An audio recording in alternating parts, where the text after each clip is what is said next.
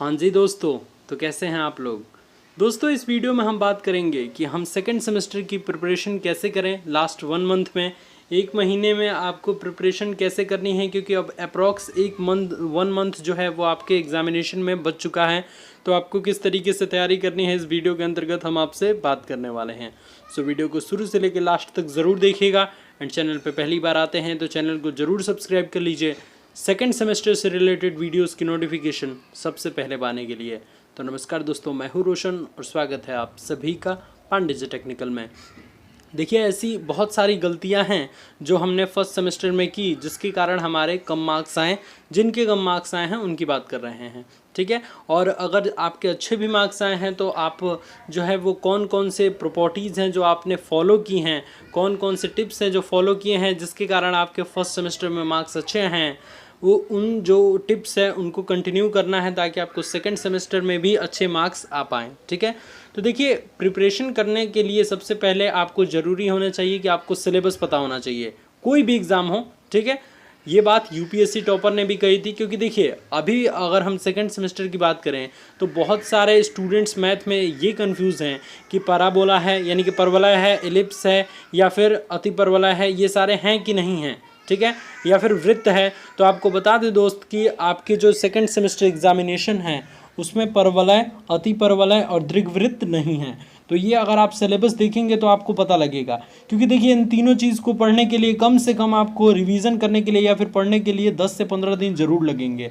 लेकिन अगर आप इन चीज़ों को जानते होंगे कि ये सिलेबस में नहीं है तो आपके 10-15 दिन जरूर बच जाएंगे, ठीक है। तो ये बात को आप ध्यान में रखिएगा। नेक्स्ट जो टिप्स है आपका प्रिपरेशन करने के लिए वो ये है कि रिवीजन कीजिए। अब टाइम बचा नहीं है, क्योंकि लास्ट 1 मंथ में आप जितना रिवीजन करेंगे वही डिसाइड करेगा कि आपको सेकंड सेमेस्टर एग्ज़ाम में कितना मार्क्स मिलने वाला है, ठीक है। देखिए, अगर पूरी सिलेबस की बात करें अगर सब सब्जेक्ट की, तो अगर आपने सब सब्जेक्ट को एक बार फिनिश कर लिया है पढ़ के, तो उसके बाद रिवीजन स्टार्ट कर दीजिए, बेझिझक रिवीजन स्टार्ट कर दीजिए। उसके बाद दोबारा जो है वो उसको नए टॉपिक को मत चूज कीजिए, जिससे जो है वो आप कंफ्यूज हो जाएंगे। लेकिन अगर आपने पूरा सिलेबस को कंप्लीट नहीं किया है तो फटाफट पहले 2-4 दिन में कंप्लीट कर लीजिए, उसके बाद रिवीजन जो है वो स्टार्ट कर दीजिए। क्योंकि यूपीएससी टॉपर ने भी यही कहा था कि सबसे ज़्यादा जो है वो हार्ड परीक्षा यूपीएससी की होती है, आप जानते होंगे।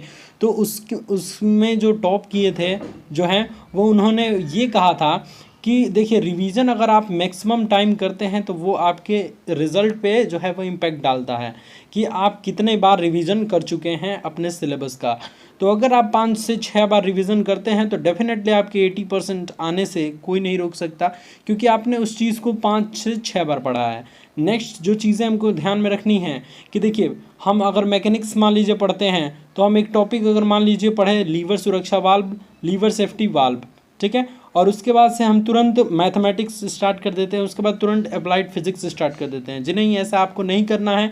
आपको क्या करना है कि टाइमिंग शेड्यूल या तो आप बना लीजिए, या फिर अगर आप मैकेनिक्स पढ़ रहे हैं तो ज़्यादा से ज़्यादा चीज़ें आप मैकेनिक्स की पढ़िए। उसके बाद उस चीज़ को बंद करने के बाद 10-5 मिनट का रेस्ट लीजिए, उसके बाद दूसरा चीज़ जो है वो स्टार्ट कीजिए, दूसरा सब्जेक्ट स्टार्ट कीजिए। इससे कन्फ्यूज़न नहीं होती है और पढ़ा हुआ मिक्स नहीं होता है, ठीक है। तो यही कुछ टिप्स थी जो मुझे आपको बतानी थी सेकंड सेमेस्टर से रिगार्डिंग। उम्मीद है आपको ट्रिक बहुत अच्छी लगी होगी, टिप्स बहुत अच्छी लगी होगी। तो अगर आप इस तरीके से पढ़ते हैं तो आपके सेकंड सेमेस्टर एग्जामिनेशन में मार्क्स अच्छे आने के बहुत 100% चांसेस बनते हैं, ठीक है दोस्त। एकदम आप ऐसी तैयारी करेंगे तो 75% लाने से तो कोई रोक नहीं सकता है आपको, ठीक है। तो यही कुछ टिप्स थी जो मुझे आपको बतानी थी। वीडियो कैसा लगा हमें कमेंट में बताइए। अपने दोस्तों को सूचित कीजिए कि प्रिपरेशन स्टार्ट हो चुकी है इस चैनल पे, क्योंकि जितने अधिक से अधिक स्टूडेंट्स जुड़ेंगे उतना अच्छा लगेगा, उतना मज़ा आएगा पढ़ाई करने में, ठीक है दोस्त। तो धन्यवाद दोस्तों, जय हिंद, जय भारत।